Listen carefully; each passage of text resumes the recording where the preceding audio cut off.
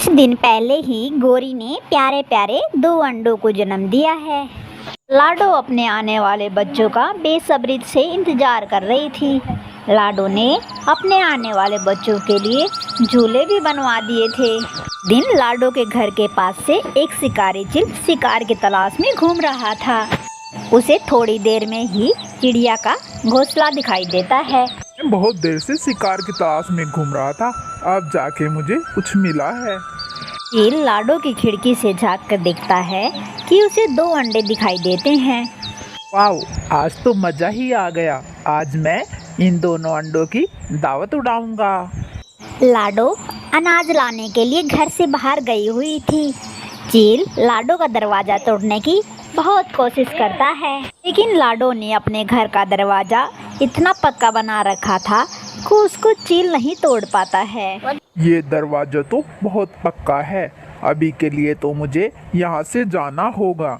कोई नहीं, जब इन अंडों की माँ घर पर होगी तो मैं यहाँ आऊँगा। जैसे ही वो घर से बाहर निकलेगी तो मैं उसको वहीं दबोच लूँगा। फिर मैं इन अंडों की माँ को खाऊंगा और बाद में इन अंडों की दावत अच्छे से उड़ाऊंगा। भूखे पेट वहाँ से उड़ जाता है। फिर अंडों की माँ वहाँ पे अनाज लेकर आती है। देखती है कि दरवाजे पर किसी शिकारी पंछी के निशान है।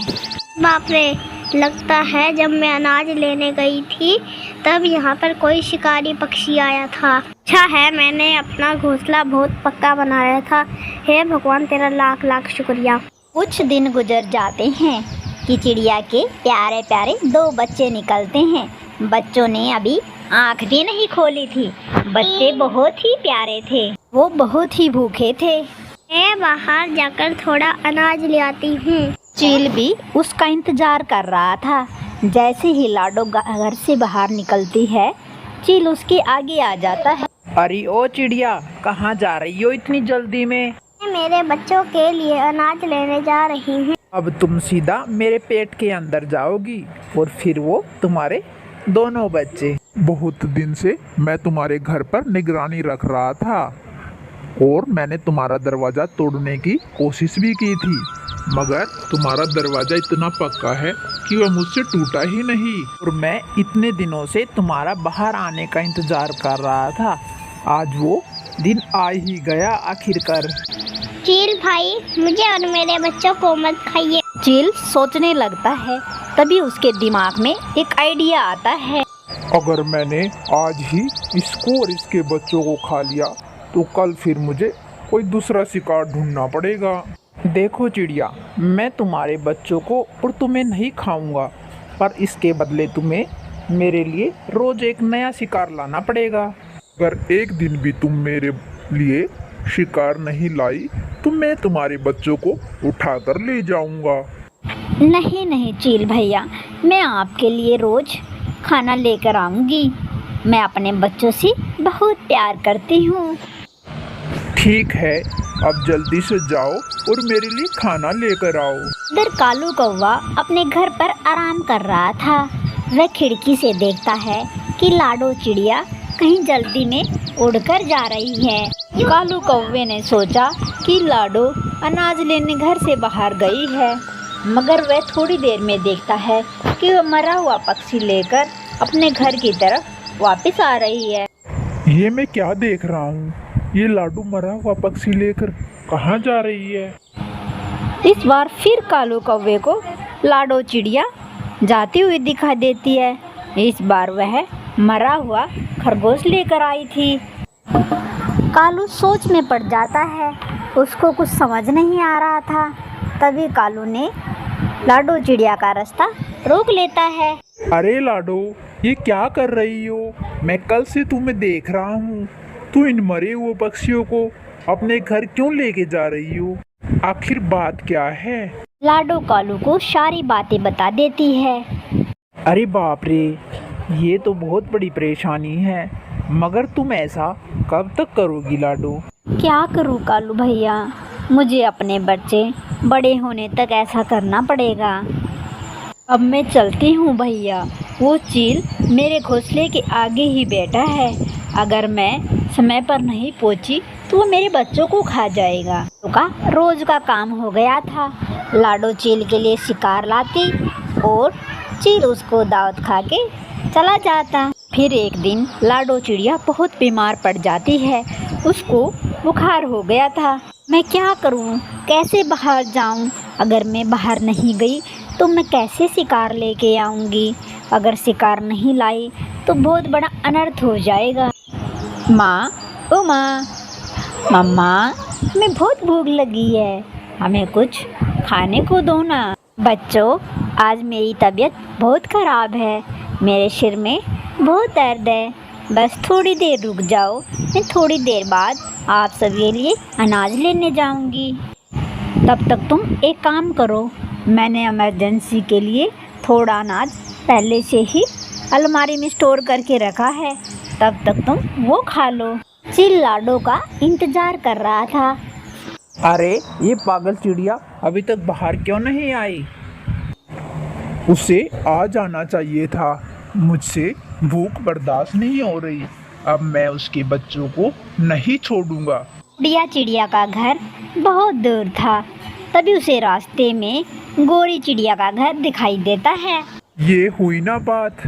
लाडो चिड़िया का घर तो बहुत दूर है और इस घोंसले में तो दो दो बच्चे हैं। आज के लिए मैं इन बच्चों को खा लेता हूँ। चील गोरी चिड़िया के एक बच्चे को उठा के खा लेता है। तभी कालू कौवा वहाँ पर आता है और वह चील को दोनों में हाथापाई हो जाती है और चील ने कालू कौवे को एक पंजा भी मारा था, जिससे कालू कौवा घायल हो जाता है। कालू की वजह से गोरी चिड़िया के एक बच्चे की जान भी बच जाती। कालू कालू, मैं तुझे देख लूंगा। हाँ हाँ, देख लेना। अब यहाँ से जल्दी से फुट ले।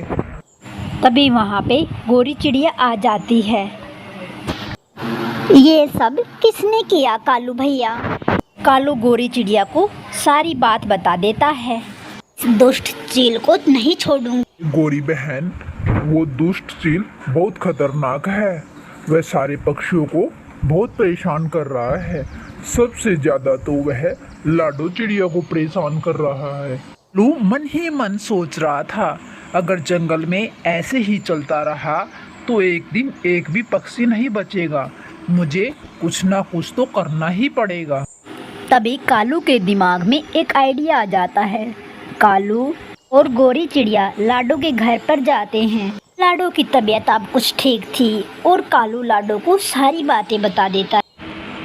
लाडो, आज तुम्हारी तबीयत ठीक नहीं होने के कारण आज तुम चील के पास नहीं जा पाई और वो शायद तुम्हारे घर आ रहा था, पर रास्ते में गोरी चिड़िया का घर होने के कारण वह गोरी के एक बच्चे को खा गया। उसे गोरी चिड़िया के बच्चे दिखाई दिए तो उसने अटैक किया।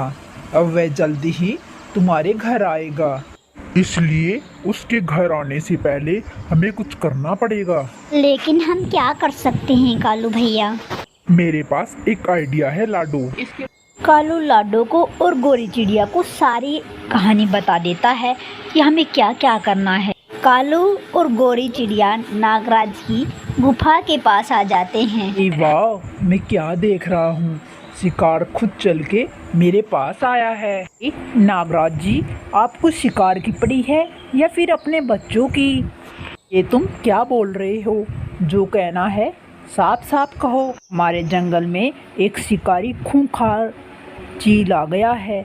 वह एक एक करके सभी पक्षियों के और सभी जानवरों के बच्चों को खा रहा है। उसने अभी अभी बेचारी इस गोरी चिड़िया के बच्चे को खाया है। हमने उसे बोलते हुए सुना, मैं अब पक्षियों के बच्चे खाकर बोर हो गया हूँ। मैंने बहुत दिन से सांप के बच्चे नहीं खाए। मैं अब सांप के बच्चे की तलाश करता हूँ। है इस जंगल में एक नागराज रहता है और उसके 2 बच्चे भी हैं। रात को मैं उनकी दावत उड़ाऊंगा। हम तो आपको उस चील से सतर्क करने आए हैं। हाँ, ये बात है। आपका बहुत बहुत धन्यवाद। अब मैं उस चील को दिखाता हूँ कि नागराज क्या चीज़ है। आने दो उसे। कालू और गोरी चिड़िया लाडो के पास आ जाते हैं। लाडो अब और भी बेहतर महसूस कर रही थी। लाडो, मुझे माफ़ कर दो। अगर हमारा प्लान फेल हो गया तो चील हमें नहीं छोड़ेगा। हम क्या करेंगे? ये कालू का प्लान है, ये कभी फेल नहीं हो सकता। चील लाडो के घर के बाहर आ जाता है। सारे पंछी अपने अपने घोंसले में छुपकर बैठे हुए थे। मैं आज किसी को नहीं छोड़ूंगा, मैं आज तुम सबको खा जाऊंगा। हम जैसे छोटे पंछियों को खाकर तुम्हें क्या मिलेगा? हमें तो तुम कल भी खा सकते हो। अगर खाना है तो बड़ा शिकार खाओ। कहाँ पे है बड़ा शिकार? हम अभी अभी देख कर आए हैं। झरने के पास वाली गुफा में एक बड़ा सा हिरन मरा हुआ पड़ा है। कहाँ है ये गुफा? तुम चलो मेरे साथ और दिखाओ मुझे।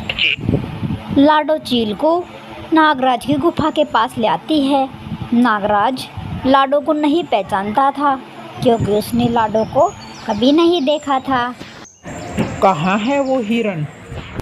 अरे अंदर पड़ा हुआ है।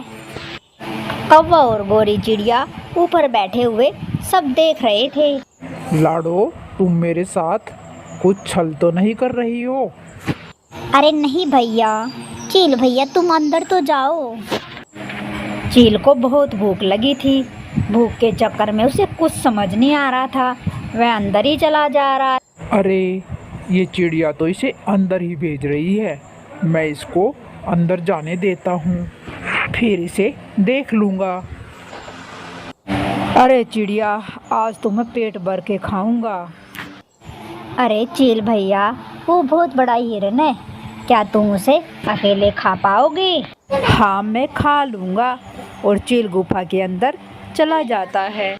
जैसे ही चील अंदर गया, नागराज चील की गर्दन को पकड़ लेता है। अरे चील के बच्चे, तुम मेरे बच्चों को खाओगे? अरे मैं तो नागराज ने चील के गले को पकड़ लिया था, इसलिए चील नहीं बोल पाता है। दम घुटने की वजह से चील मर जाता है। तभी नागराज गुफा के बाहर आता है। वह देखता है कि वह चिड़िया बाहर ही खड़ी थी और तभी कालू कौवा और गोरी चिड़िया भी वहाँ पर आ जाते हैं। अरे कौन हो चिड़िया तुम? नागराज जी, ये तो हमारी दोस्त है। मगर ये चिड़िया तो चील को मेरे घोंसले के अंदर भेज रही थी। हाँ नागराज जी, ये तो हमारे प्लान का हिस्सा था। अगर हम ऐसा नहीं करते तो वह आपके बाहर आने का इंतजार करता, वह आपकी गुफा के अंदर नहीं जाता। नागराज जी, हमें उसको अंदर भेजने के लिए ये सब करना पड़ा। अच्छा, मैं समझ गया, ये बात थी। वो चील जैसे ही मेरे बच्चों को खाने आए, उससे पहले तुम लोगों ने उसको मेरे पास भेज दिया। तुम लोग तो बहुत समझदार हो, तुम्हारी वजह से मेरे बच्चों की आज जान बच गई। तुम्हारा बहुत बहुत धन्यवाद। मैं तुम पंछियों से वादा करता हूँ, मैं आज के बाद तुम्हारे किसी भी पंछी के अंडे नहीं खाऊंगा। आपका भी बहुत बहुत धन्यवाद नागराज जी। आपकी वजह से हम सब पंछियों को उस चील से छुटकारा मिल गया। प्यारे दोस्तों, हमें इस कहानी से सीख मिलती है कि हमारे बुरे कर्मों का फल हमेशा बुरा ही होगा, इसलिए हमें कभी भी किसी का बुरा नहीं करना चाहिए। Thank you. भगत, अगर स्टोरी अच्छी लगी तो लाइक, सब्सक्राइब और कमेंट कर देना। जय भोलेनाथ, जय भोलेनाथ, जय भोलेनाथ।